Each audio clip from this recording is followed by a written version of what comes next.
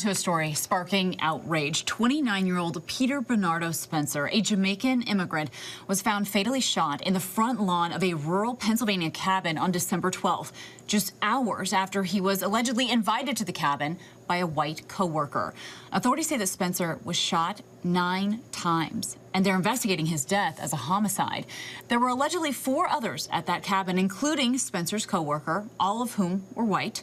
Spencer's family says that 4 people were detained and questioned, but released after consultation with the county district attorney's office. And according to officials, now, more than 6 weeks later, there still have been no arrests and no charges.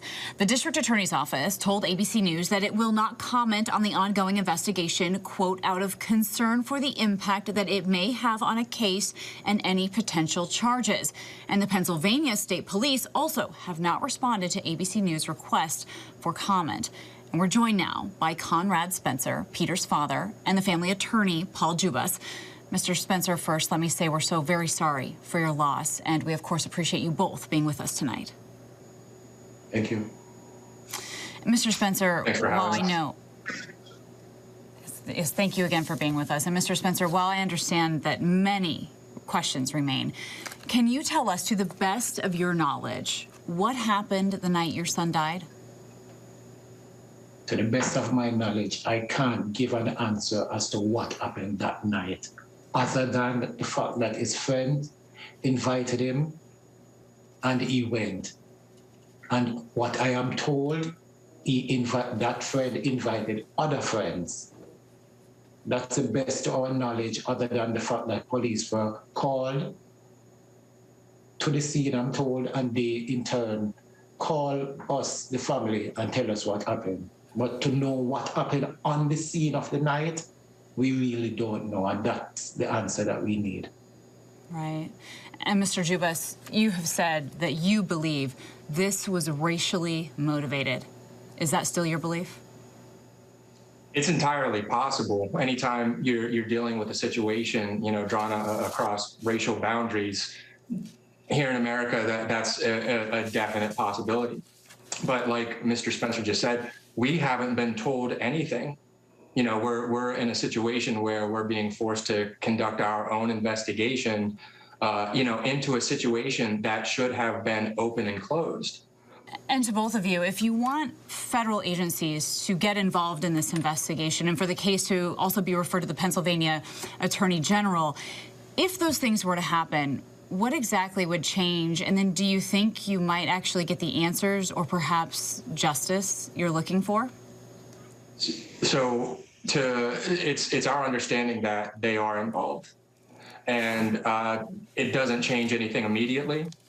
At least, it's on our understanding that with their involvement, there is another level of accountability.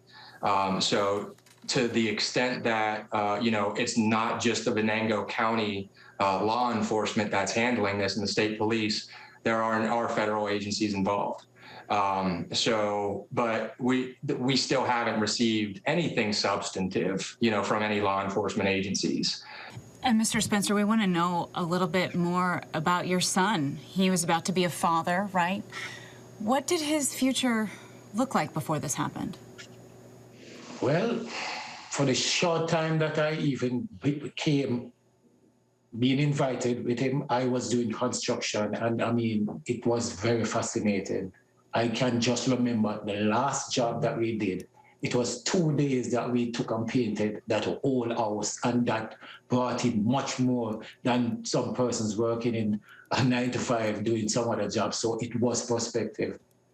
The fact that he wanted to do his CDL and he got his permit and started his class, knowing that he is going after his CDL license, that was perspective. The fact that he wanted to do his restaurant and is aiming in that direction, helping his mom every Friday, spending his time and effort, that is perspective. The fact that he wants a family is more than perspective. And to give you some insight into just how tragic the situation is, Peter, that morning, prior to being taken out to that location, he had just passed the fourth part of his CDO exam. He had one more exam to go. So, he was in extremely high spirits and had phone calls, with his mom and with Carmela, his fiance, about how excited he was about the future and how excited he was about passing this exam.